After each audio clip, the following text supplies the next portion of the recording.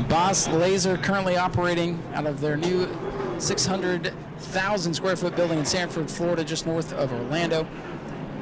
And they've assembled a qualified, skilled, customer service-oriented staff to help everybody out. And you can go meet some of those people underneath the main grandstands throughout this year's World Series. As the Boss Laser World Series is getting ready to go green, Ralph Miller looking the field over one final time. Daytona Dodge American Auto pace car is off, and we are underway, racing with the Sportsman World Series Night 1 under green. Donovan Ponder definitely did not get off to a great start there on the bottom. Looks like they're going to let it go. We're still green, but a great start on the outside for the 12 of Griffith. Yeah, it looked like Donovan might have spun the tires a little bit. This asphalt, this will be the last season on this track surface, so it's a little bit worn out. Good clean start, though, as Derek Griffith in that Boyd-Tech 12G pulling away with the lead. It looks like Ponder was able to settle into that second spot for now, but he has Tim Sozio right on his back bumper. Right in the tire tracks going into turn 3. Looks a little low off of 4, but can't make it happen yet. Sozio still riding in the third spot. Awesome. Another car I think we should keep an eye on. How about that orange number 16? Rich Klauser missed the invert by one spot. Had to start 9th in the field. He's trying to move up. He's gotten around Danny Fry and Connor with 12. And look at Tim Sozio to the inside of Ponder. That's for second off turn number 4. Sozio in the red and white 16. And Ponder gives him room on corner exit, but I think it's Tim Sozio could put the power down. Coming off the corner with Ponder to his outside. It's hard to pass here with these cars. They're pretty much the same as far as engines go, so you really got to be able to set up the pass. It looks like he's going to get him here through 3 and 4. With the lead, Derek Griffith now has Sozio in second. Jason Babb in the battle with his own car now for the third spot. Ponder with a good launch off the high side of the racetrack, and he's going to hang on to that third spot for now. Ponder a little loose there off of turn 2. Here comes Jason Vale, peeks to the inside.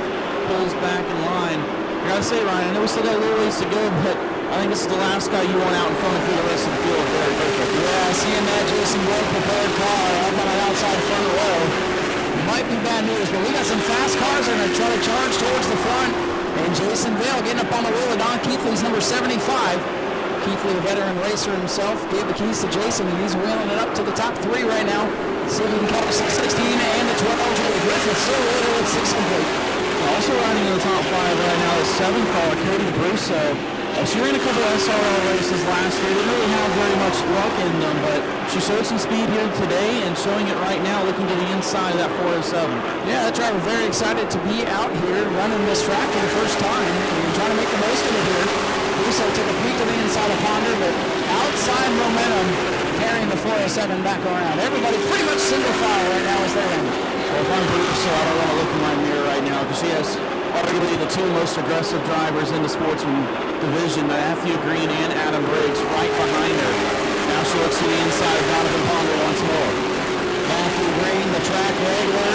Adam Briggs, a former track champion and contender everywhere he goes. Sitting back there, kind of biding his time. I don't know if maybe he's trying to save their stuff or if the track is just kind of one groove right now, but everybody's single file riding it out. Maybe they're saving for tomorrow night's trip. Could be, but right now it looks like Sozio might be reeling in the 12G of Derek Griffith. Not by a lot, but looks like he is closing the gap ever so slightly there. The lead about half a second for the 12G of Derek Griffith. Again, the driver looking to win the Super Late Model Championship with it. She picked up an additional ride. Hey, you're going to come all the way from New Hampshire. Might as well make the most of it. And he is out in front of the first race of this World Series. 10 complete, 25 laps to go. And Sozio picked up almost an entire tenth on Griffith that last lap. Jason Vale right in tow as well. Looks like both of them trying to close in on the 12G of Griffith. Here comes Cody Brusso in the 7 down on the inside of the 407. Ponder's machine starting to slip back just a little bit. Back to 5th. Brusso up to 4th, running well here early on. And Brusso able to make a pass there on Ponder. Man, that really sends it off into turn 3. Trying to keep to that inside of Donovan Ponder. Off turn 4, still single file. Down these straightaways, long straightaways here, kind of be able to use the draft a little bit with these cars, I would think. Well, somebody might have brushed the wall going off into turn number 1 just a little bit. Now at the 75, here comes Jason Vale all over the back of Sozio. Vale looks to have the fastest car on the racetrack. Let's see if he can get by Sozio and chase down the leader, Derek Griffith. Just a few laps shy of halfway here, but Jason Vale looking really fast today. 16 car may have stepped out a little bit, but able to stretch it out about a car length or so down the backstretch. Rogers in the middle of the field going around the fast qualifier, Danny Fly in car number 12. Rogers trying to make the high side of the racetrack work. Let's see what happens here off turn number 4. Rogers, yellow, and blue number 1. Fly. Yes, Danny Fly caught the wall a lap ago. That's who busted up the concrete. So Fly gets damage right side of the machine. Lap traffic now for the leader, Derek Griffith off turn 4. Now, I'm really surprised that Danny Fry, after qualifying fast time, really hasn't been able to make any headway. Looks like he's actually minus 1 spot since he dropped the green flag here. Well, I think that just shows how competitive this class is.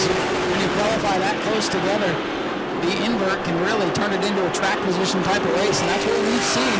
Not a whole lot of passing. It's been clean and green through 15. Will make it 16 laps. Griffith still out in front. Sozio holding off that 75 for Jason Bell, and it's Cody Russo and Donovan Ponder, the top 5. Now, we were talking about the 16 of Sozio and the 75 of Vail closing in on your leader, but since then, Griffith has stretched it back down to almost a second. Now we'll see that there's some space between second and third if perhaps Sozio can make another charge at your leader.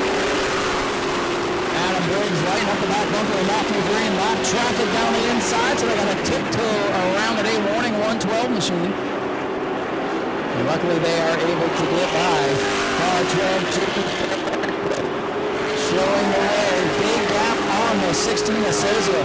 The lead almost up to a second, so Tim Sozio really starting to drop off the pace just a little bit.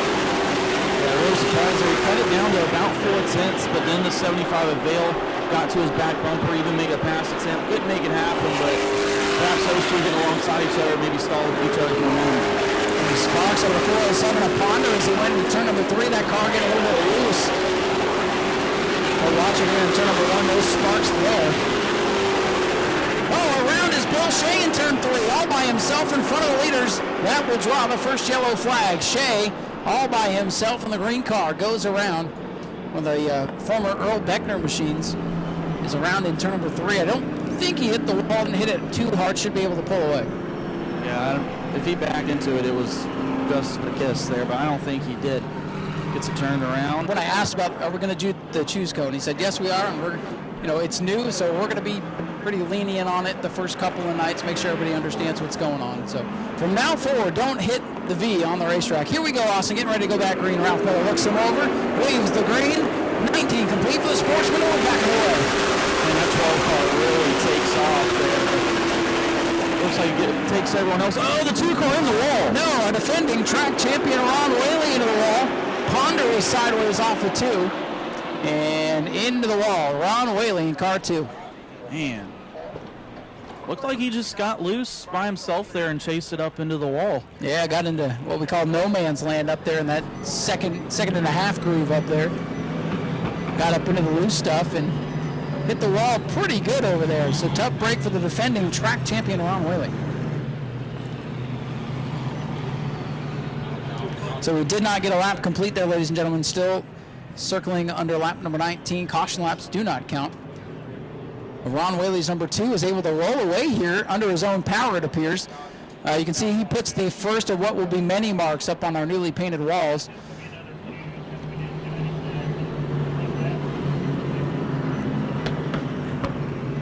And the field will re-choose here, even though we didn't get a lap in. Ron Whaley going to pull into the pit area on the back straightaway. So they're going to come to the 2s this time. You see the 2 to go from the flag man. I would imagine Griffith's going to pick the top. They kind of show their hand before they get there, don't they? Oh, Jason Bell ran it over. Jason Bell ran it over, clear as day.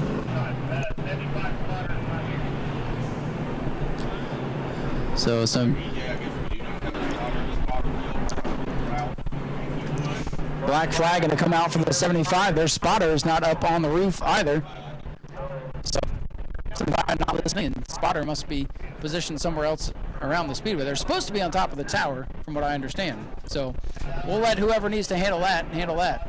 Well, even if his spotter isn't up there, he still should have communication from race control to know to go to the tail here.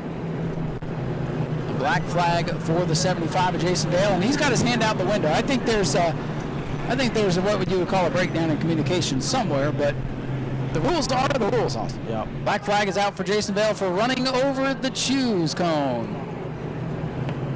So So he has to drop to the tail.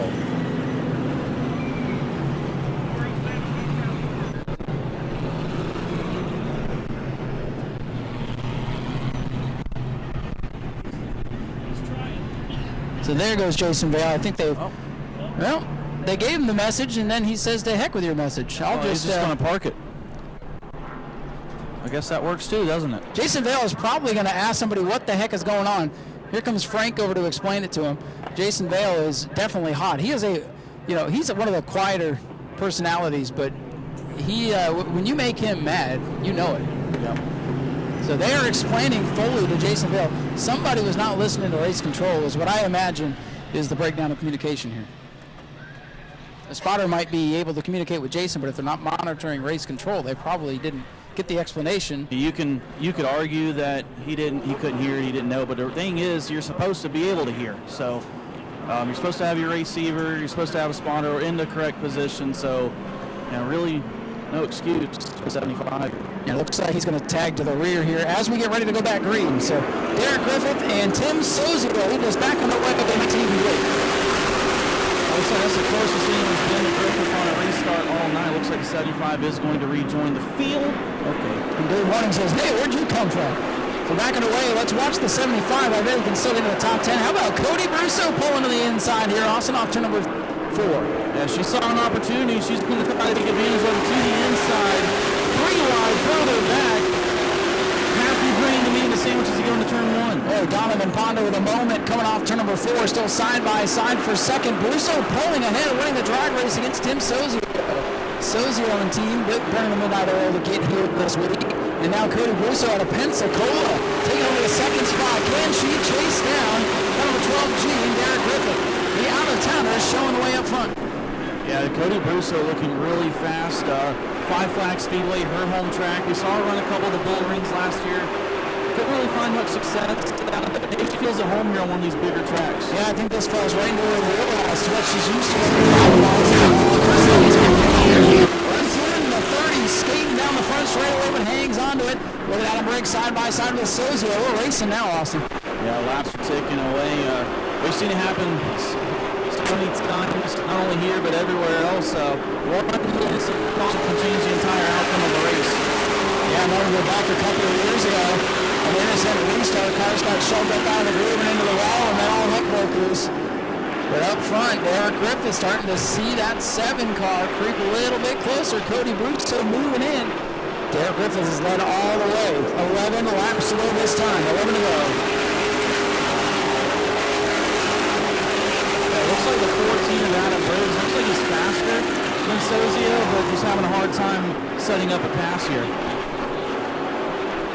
This time by it'll be 10 laps to go. Brusso is close. Derek Griffith in the 12G, showing the way. I'm interested to see. It looks like she's going to catch the 12, but what's going to happen when she gets there?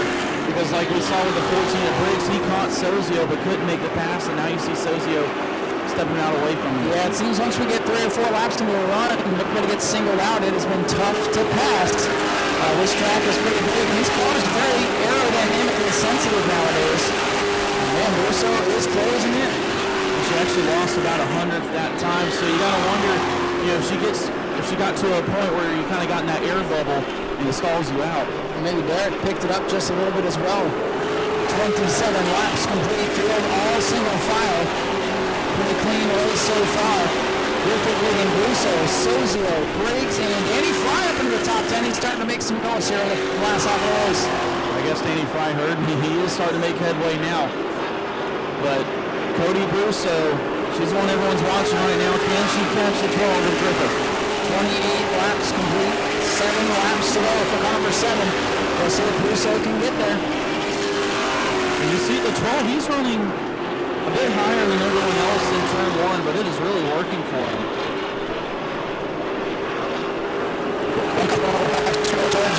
In the 63. This should be able to get back to pit road. He should stay under the green flag. Griffith the leader.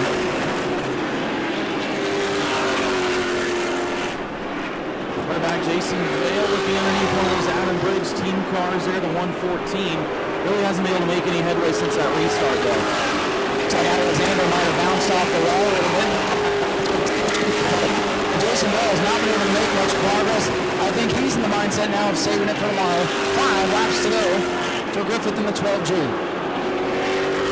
He's running about half a groove up compared to the 7 of Russo. He goes really high here in turn 1, but man, it's working for him. Well, it's pretty bumpy down there in turns 1 and 2. That's where a lot of the quote-unquote weepers are. It'll be repaved after Governor's Cup next year. Cody Russo is closing it down within 3 car lengths. She is going to pedal it here. This time by 3 to go. Well, she moved up a little bit in 3 and 4 that time. Now she's going to follow that 12 Nick Kettle in the center. She's looking for something there in that outside line, doing everything she can to try to catch Griffith. Looks like Derek has her covered in turn 1 and 2. Bruce able to close in about a car length here in 3 and 4. Coming to 2 laps to go, popsicle sticks for the 12G of Derek Griffith. She's not gaining much, so the way it's been going, I don't know if she's going to have time to get there. Yeah, I don't know if she'll be close enough to get there, but what an effort. First time here for Cody Russo. Says this is kind of a bucket list deal for her. The white flag is in the air. Derek Griffith in his first Sportsman star. Oh, Danny Fry with a big wiggle and hangs onto it. Under the white flag, Russo within 2 car lengths, but I don't think she's close enough. Final time down the back. Yeah, unless something crazy happens here, looks like she's going to come up short, but definitely has a long run speed. As we come off turn number 4, Derek Griffith is going to win his first Sportsman race of the weekend. Cody Russo second, Sozio third, Briggs fourth, Danny Fry fifth, Matt Green, Paige Rogers, Rich Clauser, Ponder, Vale, Huntoon, and the rest of them. Ladies and gentlemen, make some noise for your race winner, Derek Griffith in the 12G. First Sportsman win. We'll head down and talk to him here in just a second. Well, Derek, we're used to talking to you down here in Victory Lane during the World Series, but not normally in a Sportsman. This deal came together late and paid off for you. Congratulations. Yeah, thanks, man. I can't thank Jason Boyd enough, man. We this deal came together so late, and so we worked on the car the last few days, and obviously everything's pretty fast. I think I left a lot on the table earlier in group qualifying and everything. It's just so different than what I'm used to normally driving. But man, he set up a rocket ship. Like I said a minute ago, man, you got to give him a call if you're looking for a fast race car, because obviously they're pretty good. That's for sure. We've seen this car up here in Victory Lane a number of times, and you get the first win of the World Series, and now you can focus on that super late. Yeah, for sure. Hopefully this rain goes away, and we'll be able to run. I think our super's real good too, and I mean, I got to thank Jason, obviously, Donnie, Sid, my dad, Louie, Ricky, Donnie, everyone over here. I got a lot of people. We worked on both cars, and it's been a little bit hectic, and they've been super helpful. Everyone's been super helpful. Big Mike's from Colorado coming in. He's helping us out too. So we really got to thank everyone. It's awesome, man. I can't. I don't know what to say. Derek, congratulations. Our first winner of this year's World Series, Derek Griffith in the 12G, and I believe Austin has our second place finisher here. Down here with second place finisher tonight, Cody Russo. Cody, one spot short, but I'm sure you have to feel a bit happy about the balance of the car. Looked pretty good there on the long run. I'm sure you got a good baseline for tomorrow's 50-lapper. Oh, yeah, absolutely. It ain't too bad to run second to them guys, and that kid's made a lot of laps around this place, and my first laps were yesterday. So, new team, Chuck Burkhalter, Willie, Scott Bramlett, all the Bramletts, Holly Long, my parents, my Uncle Ronnie, my wife Brooke, everything is settling in. So we use that as a practice for tomorrow, and we're coming for them. All right, good run tonight and good luck tomorrow. Cody Russo, second place here in the Sportsman. Pretty wild race over there at the Auburndale Speedway a week ago. Well, Tim, like I said, you guys got taken out with a fast race car over at Auburndale, able to basically tape it back together and bring it out here and finish third. So a good run for you, worth the effort. Yeah, thank you. On that last restart there, the motor started breaking up for like the first 2 laps, so lost some track position. But overall, you know, I'm happy with third. It's a pretty strong field, so we'll move on to tomorrow. Yep, now nothing to look forward to except tomorrow, and hopefully this stuff goes away and we can get that in. But, yeah, congratulations on a great run. Thank you. Tim Sozio brings it home third, and congratulations to Derek Griffith in the 12G. So we're going to head back up top, and just as soon as this stuff goes away, we'll continue on. It's not too heavy yet, but it's heavy enough. So Go to patreon.com/Speedway Video now.